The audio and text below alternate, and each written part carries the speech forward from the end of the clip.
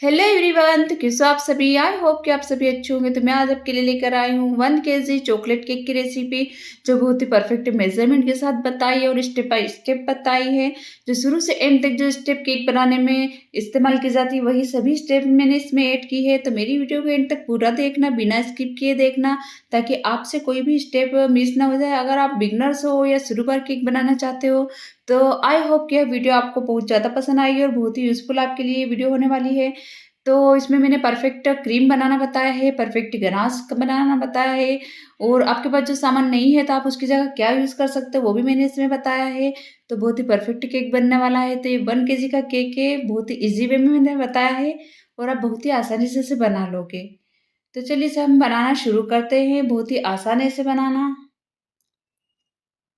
तो सबसे पहले हम गैस को ऑन करेंगे और मीडियम फ्लेम पर हमें एक मोटे पैन का बर्तन रखेंगे। मोटा तला रहता है वही बर्तन हमें इसमें यूज़ करना है। तो मेरा केक टिन बड़ा है, 7 इंच का है, तो हम यहाँ पर बड़ा बर्तन रहेंगे।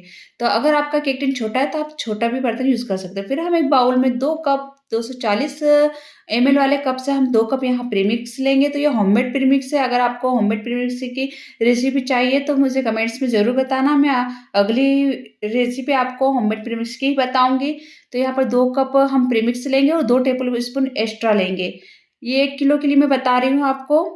अगर आप चॉकलेट केक बना रहे हो तो इसमें 2 टेबल स्पून जो एक्स्ट्रा हम डाल रहे हैं इसको स्किप करना है और इसकी जगह हम डालेंगे यहाँ पर 4 टेबल स्पून कोको पाउडर। तो कोको पाउडर आपको अच्छे ही ब्रांड का लेना है। अगर आप चॉकलेट केक नहीं बना रहे हो तो वो 2 टेबल स्पून एक्स्ट्रा ले सकते हो। तो हम यहाँ पर 4 टेबल स्पून कोको पाउडर डाल देंगे और हमें अच्छे से इसको मिक्स करना है। तो हमें पहले थोड़ा-सा ही पानी डाल के इसे मिक्स करेंगे। अगर आपने पहले से ही ज़्यादा पानी डाल दोगे तो यह हमारा जो बैटर है बहुत ही पतला हो जाएगा। तो इसलिए हमें थोड़ा-थोड़ा पानी डाल के इसे लम्स फ्री बैटर बनाना है। तो हमें इसका बैटर नहीं ज़्यादा टाइट बनाना है और नहीं ज़्यादा पतला बनाना है। तो इस तरह से थोड़ा-थोड़ा पानी डाल के हम इसे सॉफ्ट ये बैटर बना लेंगे। तो देखिए हमें सारी गुठलियाँ तोड़नी है इसकी और बहुत ही अच्छे से ये में वो हो जाता है, मिक्स हो जाता है, बिल्कुल गुठलियाँ नहीं रहती इसमें, बिल्कुल सॉफ्ट बैटर हमारा बना है। इस तरह से रिबन कंसिस्टेंसी का हमें इसका बैटर बनाना है।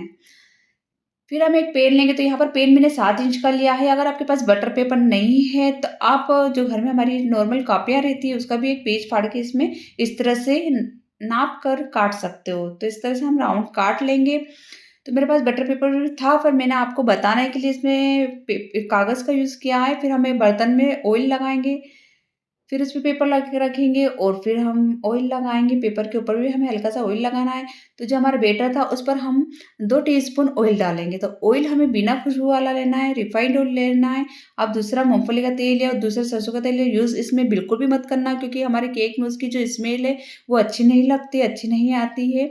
तो इसलिए हमें यहाँ रिफाइंड ऑयल, सोयाबीन का जो ऑयल आता है वही यूज़ करना है। तो हाफ़ केजी में आप 1 टीस्पून ऑयल डालना और 1 केजी में 2 टीस्पून ऑयल डालना। इससे ज़्यादा आप ऑयल मत डालना, नहीं तो आपका जो स्पॉन्ज है वो चिपचिपा बनेगा और अगर आपने कम डाला है तो हमारी अच्छे से जालियाँ नहीं बनेगी। तो 1 केजी में 2 टीस्पून ऑयल परफेक्ट रहेगा।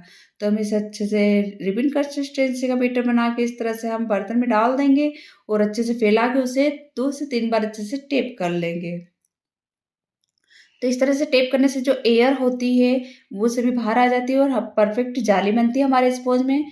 तो हमारा 5 मिनट जो हमने प्री हीट रखा था, वो अच्छे से हो गया है गर्म।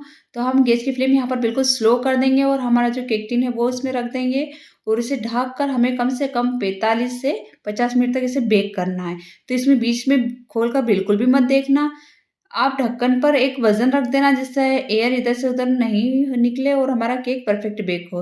तो ये 50 मिनट लगे थे लगभग मुझे इसे बेक करने में। तो ये देखिए परफेक्ट बेक हो गया है। तो मैं आपको नाइफ़ से इस तरह से चेक करके बता रही हूँ। हम बीचों-बीच इस नाइफ़ को अंदर डालेंगे और बाहर निकालेंगे तो हमारी नाइफ़ बिल्कुल क्लीन आई है। इस तो हम स हमारा जो स्पॉन्ज है बिल्कुल परफेक्ट बेक हुआ है, बहुत ही सॉफ्ट बना है। तो आपका भी स्पॉन्ज ऐसे ही बनेगा, आप बीच में खोल के मत देखना। अगर आप हाफ़ केजी का केक बना रहे हो, तो आप 30 मिनट में उसे चेक करना। अगर आप 1 केजी का बना रहे हो, तो 45 से 50 मिनट के पहले उसे खोलकर मत देखना। और गैस की फ्लेम हमारी बिल्कुल स्लो होनी चाहिए, शुरू से तो आखिरी तक।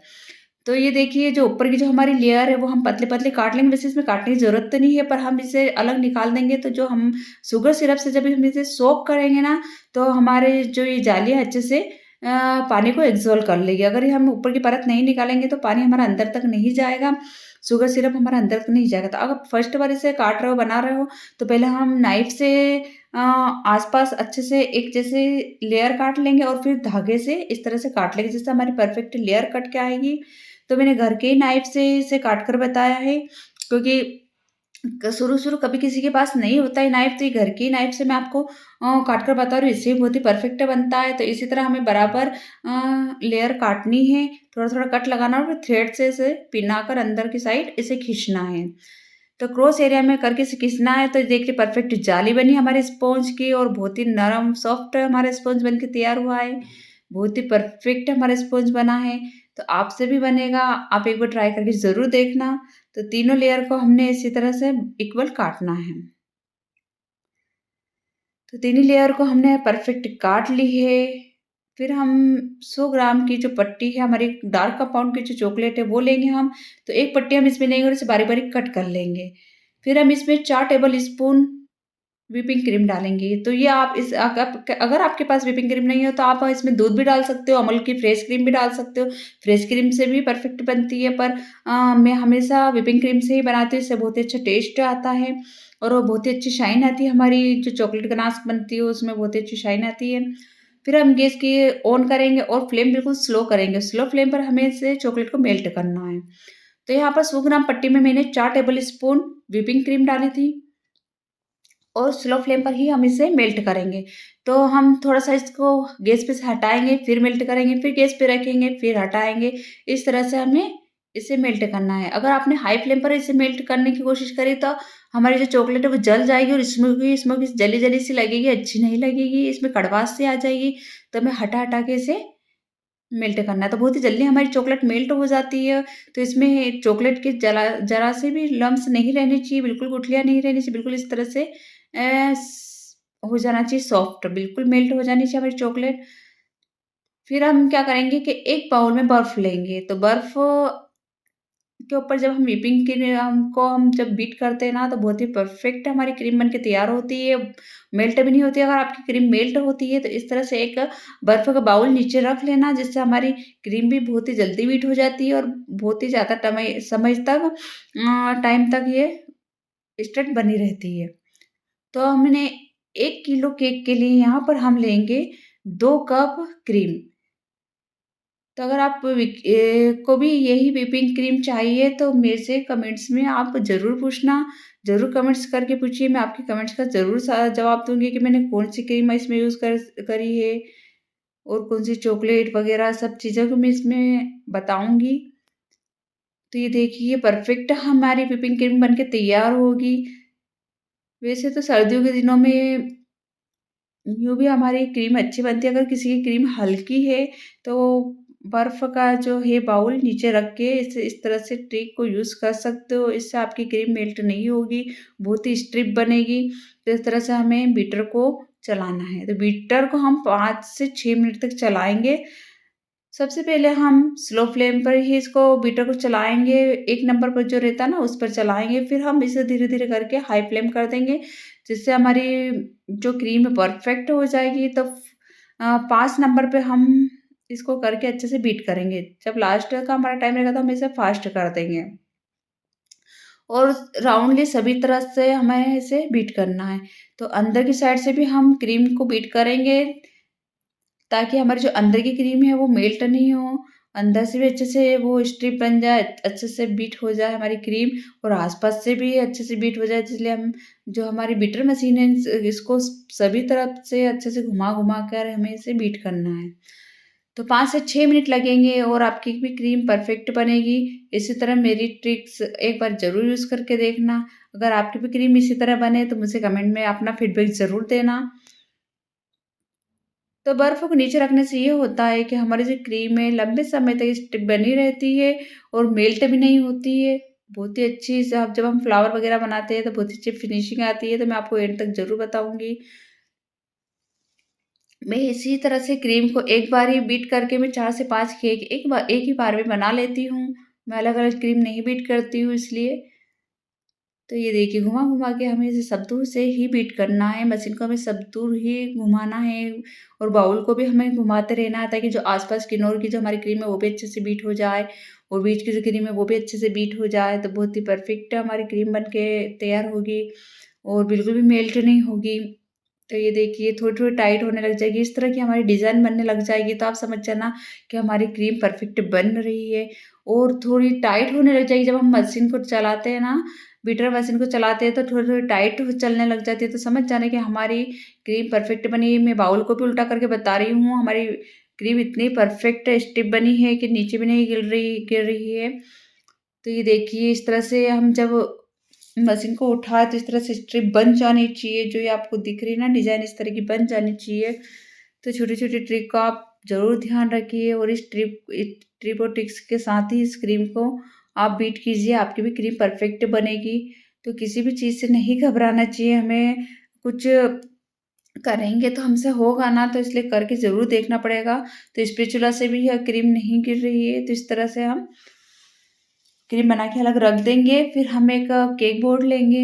फिर केक बोर्ड पे हम क्या है कि थोड़ी-सी क्रीम लगाएँगे जिससे हमारा जो स्पॉन्ज है इधर-उधर नहीं खसकेगा। अगर हमें कहीं दूर ले जाना है हमारा केक तो बिल्कुल परफेक्ट चला जाएगा, वो इधर-उधर नहीं खसकेगा। तो इसलिए थोड़ी-सी क्रीम लगानी ज़रूरी है। फिर हम उस केक की जो फर्स्ट लेयर, सेकंड और थर्ड लेयर 3 लेयर काटी थी।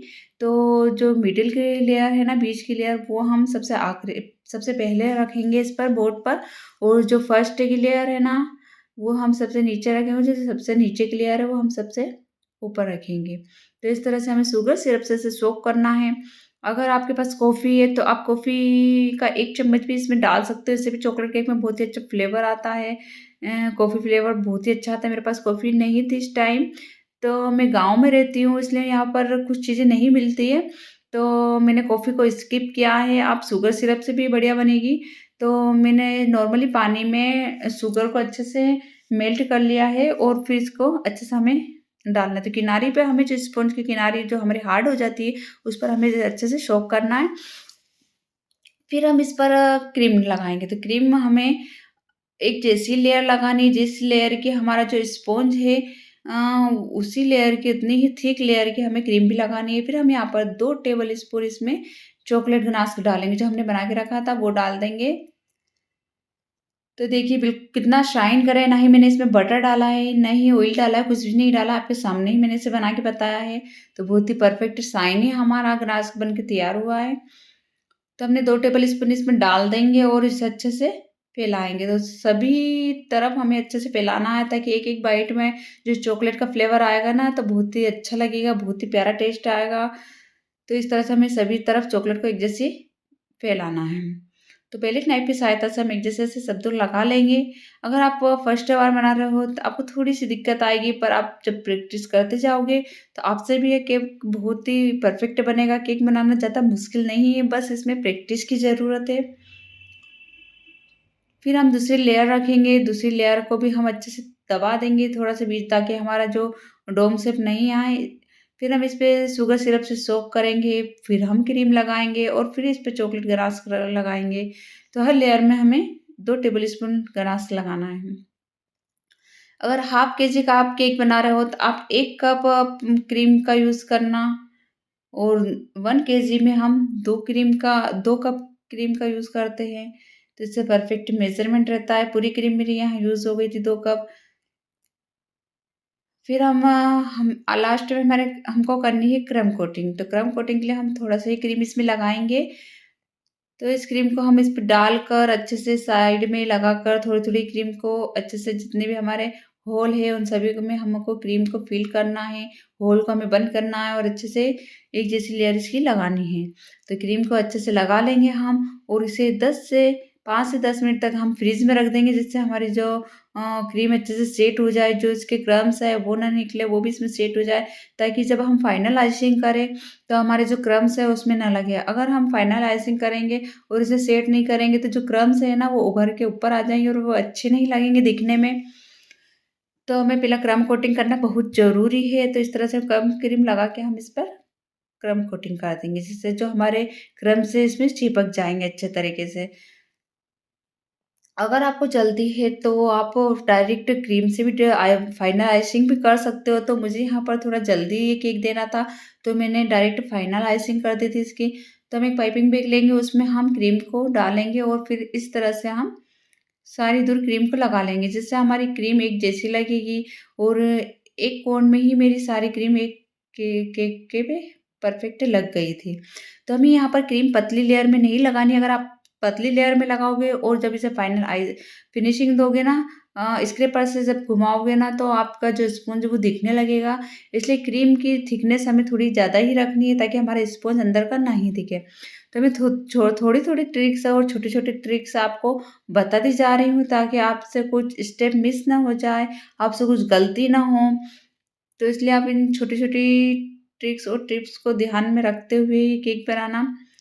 तो ये देखिए, अच्छे से हम सा फिनिशिंग देंगे इसे, और एक गीला रुमाल या तौलिया आपके पास हो जो अच्छा साफ हो, धुला हुआ हो, उस पर हम पेलेट नाइफ को पोंछेंगे गीले कपड़े से और फिर इस पे फिनिशिंग देंगे। तो ऐसा आपको लगभग 3 से 4 बार करना पड़ेगा, जब आपकी फाइनल फिनिशिंग आएगी और जो हमारा केक बहुत ही अच्छा क्लीन दिखेगा।